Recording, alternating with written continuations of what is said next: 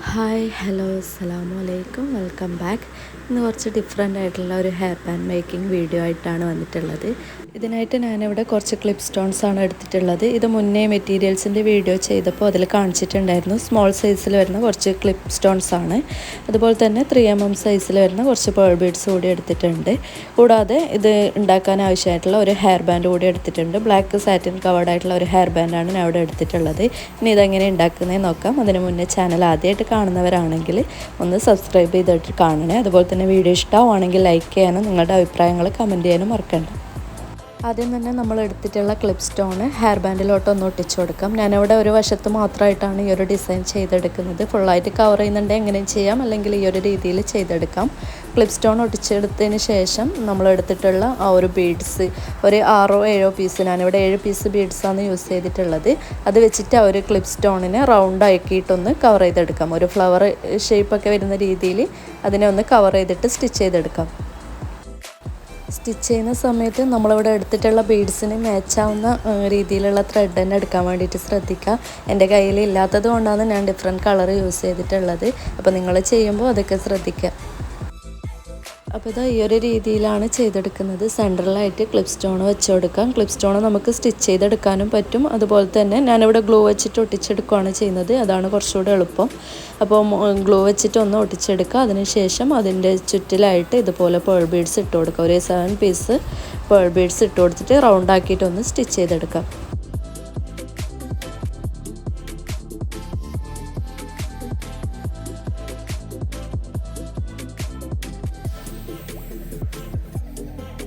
അങ്ങനെ ഇതാ ഈ ഒരു പ്രോസസ്സ് തന്നെ നമുക്ക് റിപ്പീറ്റായിട്ട് ആ ഒരു ഹെയർ ബാൻഡിൻ്റെ ആ ഒരു പോർഷൻ മാത്രം കംപ്ലീറ്റ് ചെയ്യുന്ന വിധത്തിലൊന്ന് ചെയ്ത് കൊടുക്കാം. ഏകദേശം എത്രത്തോളം ഈ ഒരു ഡിസൈൻ വേണം എന്നുള്ളത് നമുക്കറിയാം, നമ്മുടെ ഐഡിയയിൽ ഉണ്ടാവില്ല. അതിനനുസരിച്ചിട്ട് നമുക്ക് ചെയ്ത് കൊടുക്കാം. ഞാനിവിടെ ഒരു 5-6 തവണ അതിൽ കൂടുതൽ ഞാൻ ചെയ്തെടുത്തിട്ടുണ്ട്. അപ്പം ആ ഒരു സൈഡ് വശം കംപ്ലീറ്റ് ആയിട്ട് കവർ ചെയ്യുന്ന വിധത്തിൽ നമുക്ക് ചെയ്തെടുക്കണം. ഇപ്പോൾ ഒരുപാട് ആൾക്കാർ ഈ ഒരു ബിസിനസ്സിലോട്ട് വന്നിട്ടുണ്ട്. ഇപ്പോൾ ട്രെൻഡിങ് ആയിക്കൊണ്ടിരിക്കുകയാണ് ഈ ഒരു ബിസിനസ് എന്ന് എനിക്ക് തോന്നുന്നു. അതുകൊണ്ട് തന്നെ എനിക്കും ഒരുപാട് എൻക്വയറീസ് ഡെയിലി വരാറുണ്ട്. അപ്പോൾ കൂടുതൽ ആൾക്കാരും റിക്വസ്റ്റ് ചെയ്യുന്നത് ഹെയർ ബാൻഡ് മേക്കിംഗ് വീഡിയോസ് കൂടുതലായിട്ട് ഷെയർ ചെയ്യണം എന്ന് പറഞ്ഞിട്ടാണ്. അപ്പോൾ അവർക്ക് വേണ്ടിയിട്ട് തുടക്കക്കാരായിട്ടുള്ള ആൾക്കാർക്ക് യൂസ്ഫുൾ ആയിക്കോട്ടെ എന്ന് കരുതിയിട്ടാണ് ഇങ്ങനെയുള്ള വീഡിയോസൊക്കെ ഷെയർ ചെയ്യുന്നത്. എൻ്റെ മൈൻഡിൽ തോന്നിയിട്ടുള്ള ഐഡിയാസാണ് ഇതൊക്കെ. അപ്പോൾ ഇതൊക്കെ എളുപ്പത്തിൽ ചെയ്യാൻ പറ്റുന്നതാണ്. അതുപോലെ തന്നെ ചിലവും വളരെ കുറവാണ്. അപ്പോൾ നിങ്ങൾക്ക് ഈ ഒരു വീഡിയോ യൂസ്ഫുൾ ആവുന്നുണ്ടെങ്കിൽ തീർച്ചയായിട്ടും ട്രൈ ചെയ്ത് നോക്കാൻ വേണ്ടിയിട്ട് മറക്കരുത്. നിങ്ങൾ ട്രൈ ചെയ്യുന്ന ഐറ്റംസൊക്കെ, ഞാൻ ചെയ്യുന്ന വീഡിയോസൊക്കെ നിങ്ങൾക്ക് യൂസ്ഫുൾ ആവുന്നുണ്ടെങ്കിൽ, അത് നിങ്ങൾ ട്രൈ ചെയ്യുന്നുണ്ടെങ്കിൽ അതിൻ്റെയൊക്കെ ഫോട്ടോസും വീഡിയോസും എനിക്ക് ഷെയർ ചെയ്യാൻ വേണ്ടിയിട്ട് മറക്കരുത്.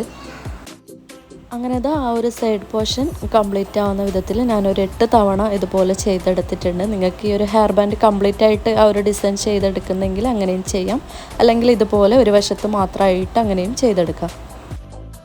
അതിനുശേഷം ഇതാ നമ്മൾ സ്റ്റിച്ച് ചെയ്തതിന് ശേഷം ബാലൻസ് വന്നിട്ടുള്ള ആ ഒരു ത്രെഡൊക്കെ അതിൻ്റെ ബാക്ക് വശത്തായിട്ട് മുകളിൽ തെളിഞ്ഞ് നിൽക്കാത്ത വിധത്തിൽ ബാക്ക് വശത്തായിട്ടൊന്ന് ഗ്ലൂ അപ്ലൈ ചെയ്തിട്ട് ഒട്ടിച്ചു കൊടുക്കാം. അതിനുശേഷം ഞാനിവിടെ കുറച്ച് സ്റ്റോൺസ് എടുത്തിട്ടുണ്ട്. ഐ ഷേപ്പിൽ വരുന്ന കുറച്ച് സ്റ്റോൺസ് സെയിം കളർ തന്നെ കിട്ടുമെങ്കിൽ അത് തന്നെ എടുക്കുക. ഞാനിവിടെ ക്ലിപ്പ് സ്റ്റോൺസിൻ്റെ ആ ഒരു സെയിം കളർ തന്നെയാണ് യൂസ് ചെയ്തിട്ടുള്ളത്. അത് ഇതുപോലെ 2 വശത്തുമായിട്ട് ഒരു ലീഫിൻ്റെയൊക്കെ ആകൃതി വരുന്ന രീതിയിൽ ഇതുപോലെ ഒന്ന് ഒട്ടിച്ചെടുക്കാം.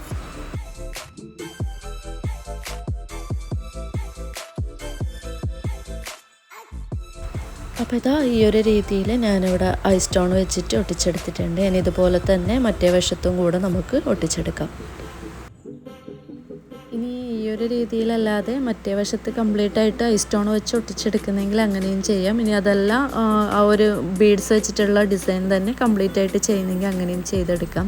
നിങ്ങൾക്ക് നിങ്ങളുടേതായ ഐഡിയയിൽ ഡിസൈനിൽ അങ്ങോട്ടും ഇങ്ങോട്ടൊക്കെ മാറ്റം വരുത്തിയിട്ട് ചെയ്യാവുന്നതാണ്. ഞാൻ 2 രീതിയിലും ചെയ്തിട്ടുണ്ടായിരുന്നു. അപ്പോൾ എനിക്ക് കുറച്ചുകൂടെ ഭംഗി തോന്നുന്നത് ഈ ഒരു ഡിസൈനാണ്. അതുകൊണ്ടാണ് ഇതുപോലെ ചെയ്തിട്ടുള്ളത്. നിങ്ങൾക്ക് നിങ്ങളുടെ ഇഷ്ടത്തിനനുസരിച്ച് ഡിസൈനിലൊക്കെ മാറ്റം വരുത്താം.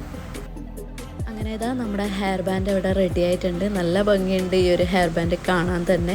എനിക്ക് തോന്നുന്നു കുറച്ചുകൂടെ അട്രാക്റ്റീവ് ആയിട്ടുള്ള കളേഴ്സ് വെച്ച് ചെയ്യുവാണെങ്കിൽ ഇതിനേക്കാൾ ഭംഗിയുണ്ടാവും കാണാൻ വേണ്ടിയിട്ട്. അപ്പോൾ ഈ ഒരു ഐറ്റം എന്തായാലും എല്ലാവർക്കും ഇഷ്ടപ്പെടുമെന്ന് വിചാരിക്കുന്നു. നിങ്ങൾക്ക് ഇഷ്ടമാണെങ്കിൽ തീർച്ചയായിട്ടും ട്രൈ ചെയ്ത് നോക്കാൻ മറക്കരുത്.